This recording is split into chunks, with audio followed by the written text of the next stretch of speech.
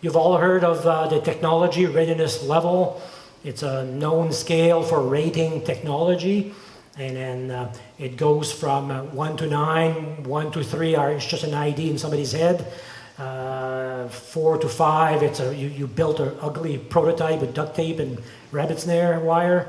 And then 6 and 7, you're validating those prototypes. And then 8 and 9, you're in production mode. The thing is working and you're doing continuous improvement.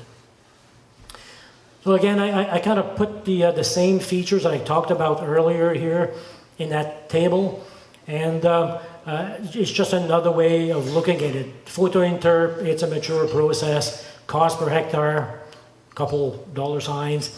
But it's at the stain level. So 30 hectare average, I don't know. So you're suffering. LiDAR EFI, production mode, it's reasonable in price. Cannot do species, and you're at the 20-meter level. Harvester data, it's at the production level. It's been there for a decade for sure, and it's pretty cheap, but you got to cut a tree to generate an inventory. So sometimes you say, gee, it's too late. I should not have cut that tree. So, and it's terrible for hardwoods. I'm here with a bias. We're still a hardwood and mixed wood institute.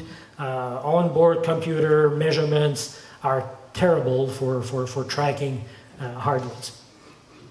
And then you get into the satellite-based enhanced forest inventories, fairly cheap. We're attaining 80% accuracy right now, 10-meter resolution, so that's interesting. Growth rate, we're in a validation stage. Partial harvest detection and health updates, again, we're into the validation stage. And unfortunately, what we're so proud of at the Institute, our LiDAR on a drone that pan flies and collects 2,000 points per square meter. It's not cheap, and then you can use it only for special uses. We're investigating, could we upscale?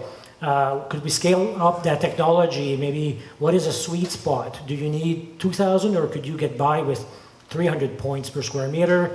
And if so, maybe we strap a LiDAR on a helicopter or in the belly of a Cessna. But the technology has tremendous potential for automation, for guiding operators on what tree to cut, and once you cut it, if it's not a softwood, how to buck it up.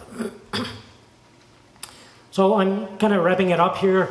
I'm going to share with you what I think is a framework for deciding how you deal with digital forest inventories, how you rationalize that internally for your organization.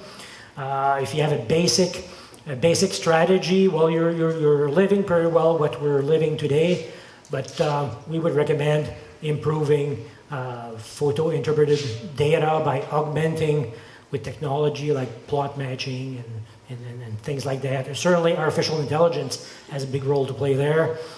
If you have an enhanced strategy, by all means you need LiDAR derived EFI. Like if you have it or you can get it done rapidly, there's no replacement for that.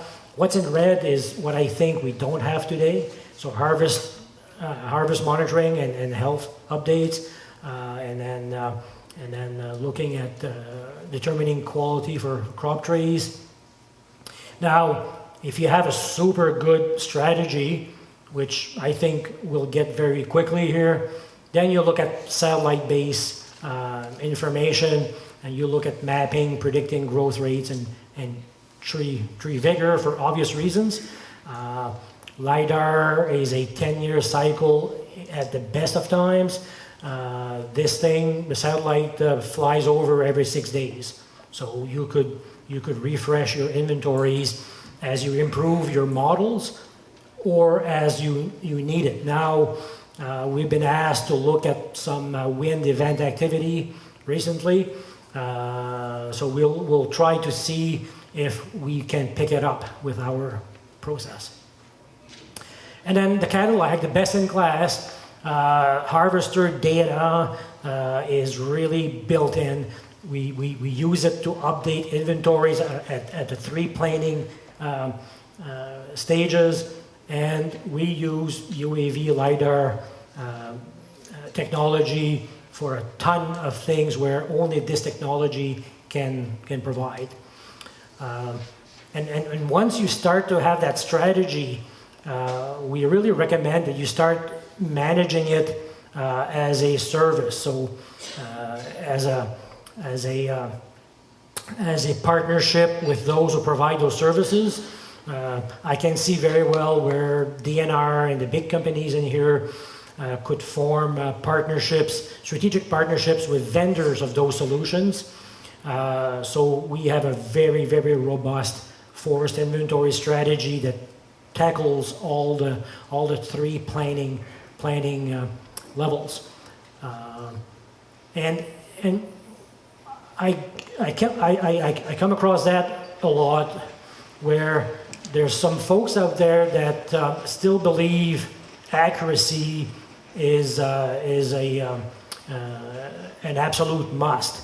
And we're suggesting you could sacrifice sheer accuracy, because now you're at the 10-meter level, but with continuous improvement and a ton of data.